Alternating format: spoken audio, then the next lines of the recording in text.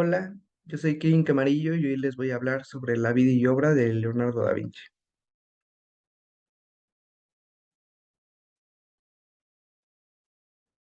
Leonardo di Serpiero da Vinci, más conocido como Leonardo da Vinci, fue un polímata del Renacimiento italiano. Nació el 15 de abril de 1452 en Vinci, Florencia, y murió el 2 de mayo de 1519. Fue considerado el paradigma del Homo Universalis, del sabio renacentista, versado en todos los ámbitos del conocimiento humano. Leonardo incursionó en campos tan variados como la aerodinámica, la hidráulica, la anatomía, la botánica, la pintura, la escultura, la arquitectura, entre otros. Fue de inmediato reconocido como la de un maestro capaz de materializar el ideal de belleza en obras de turbadora sugestión y delicada poesía. En el plano artístico, Leonardo conformó junto con Miguel Ángel y Rafael la tríada de los más grandes maestros del Renacimiento, y pese a la parquedad de su obra, la historia de la pintura lo cuenta entre sus mayores genios. Por lo demás, es posible que, de la poderosa fascinación que suscitan sus obras maestras, con la Gioconda a la cabeza. En la infancia, su enorme curiosidad se manifestó tempranamente. Ya en la infancia dibujaba animales mitológicos de su propia invención, inspirados en una profunda observación del entorno natural en el que creció. Giorgio Vasari, su primer biógrafo, relató cómo el genio de Leonardo, siendo un niño, que un escudo de medusa con dragones que aterrorizó a su padre cuando se topó con él por sorpresa. Su padre, al ver sus cualidades, le permitió ingresar como aprendiz en el taller de Andrea del Verrocchio. Y bueno, su primera obra. La primera obra pictórica de Leonardo da Vinci es una placa de terracota datada en 1471 que representa a un joven Arcángel Gabriel y que incluso podría ser un autorretrato del genio.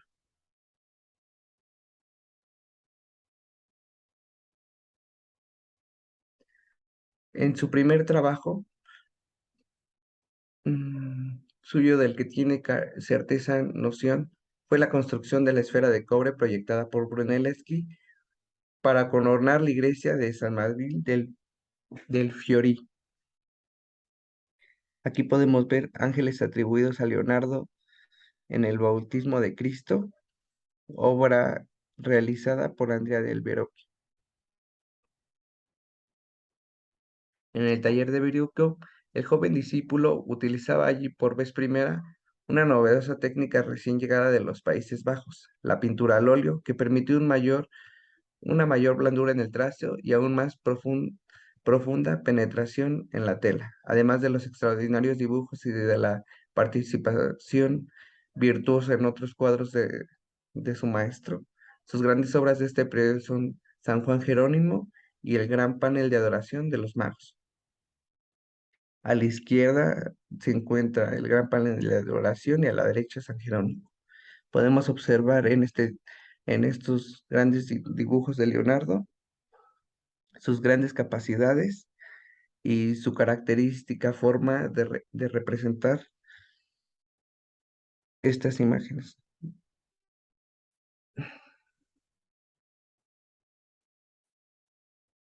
En su primer periodo milanés, en 1482, se presentó ante el poderoso Ludovico Sforza, el hombre fuerte de Milán, en cuyo corte se quedaría 17 años, como Víctor Eugenius de Calis, aunque su ocupación principal era la de ingeniero militar.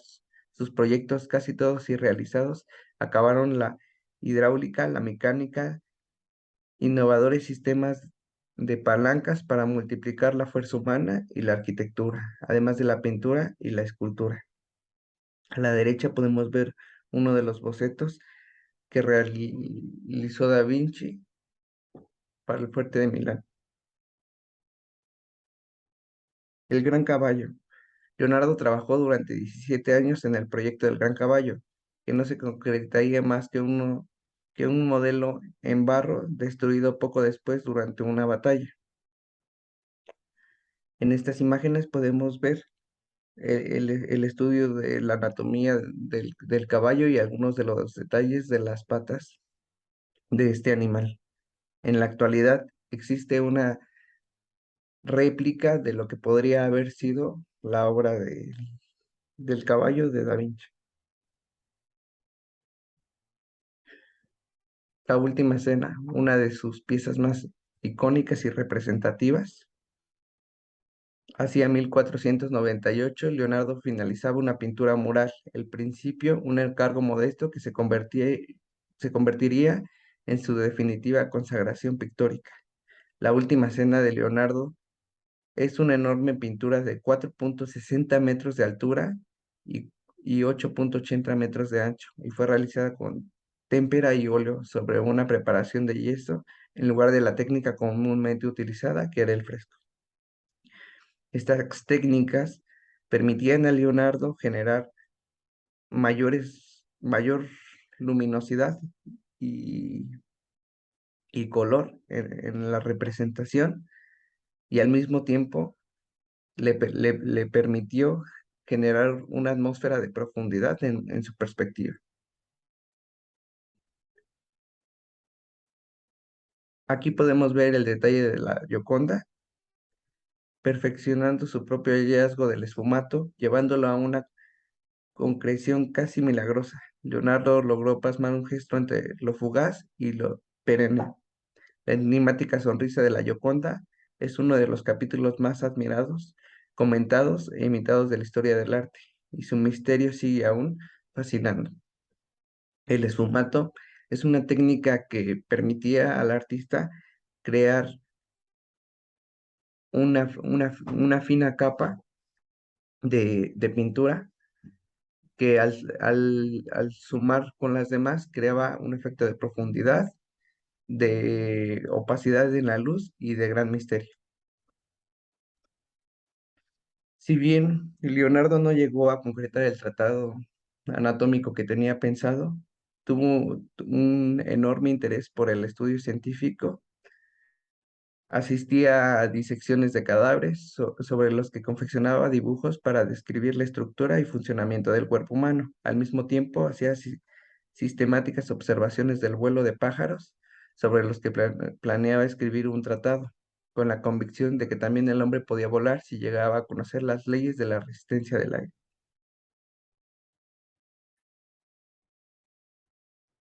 La fascinación de Leonardo da Vinci por volar. A lo largo de su vida tuvo un interés que lo perseguiría hasta su muerte. Y es que Leonardo decía que de niño un halcón se postraría en su cama y él la sintió como una señal para estudiar a las aves e intentar replicar su vuelo. Le había dado inicio a la ciencia del vuelo, cuando comprendió la importancia de la estructura de las alas de los animales y cómo ésta hacía posible que volara. Y bueno, una de las primeras piezas que elegí fue el ornitóptero o máquina voladora. Al igual que el tornillo aéreo, el ornitóptero respondía a la observación de Da Vinci por conquistar los cielos. Su diseño está basado en la anatomía de los pájaros y actualmente es comparable con el ala delta. El sistema consistía en un hombre ubicado en el centro de la máquina que debía manejar las alas del artefacto con sus brazos. En la imagen podemos ver una réplica de lo que podría haber sido uno de sus prototipos, y podemos ver que tiene un gran parecido con las alas de una ave, pero también con las alas de un avión.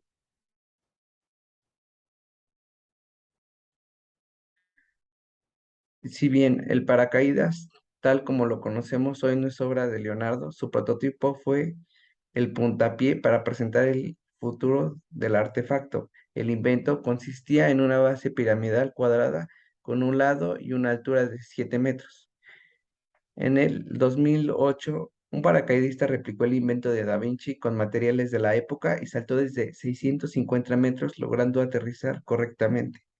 Destacó que volaba en dirección del viento y que era imposible dominarlo.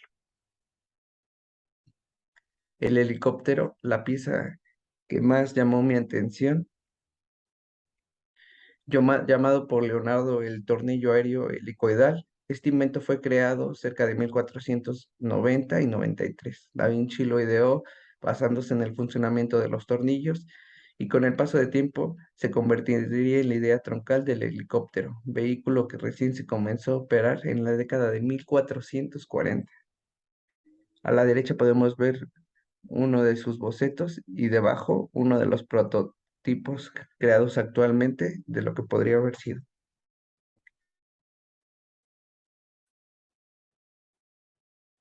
Y bueno, en mi opinión personal, considero que fue muy valiente de su parte el querer volar en su tiempo, puesto que existían pocos materiales y herramientas para diseñar un prototipo con la capacidad de hacer que una persona se elevara por los aires. Como podemos ver en los prototipos de Da Vinci, no estaba tan alejado de lo que hoy conocemos como helicópteros, drones, paracaídas o aviones. En esta imagen podemos ver un dron que se eleva justo con el diseño que había realizado Da Vinci. Y es interesante ver cómo después de casi de 500 años aún nos sorprende la gran capacidad que tenía Da Vinci para crear este tipo de herramientas. Eso sería todo. Gracias.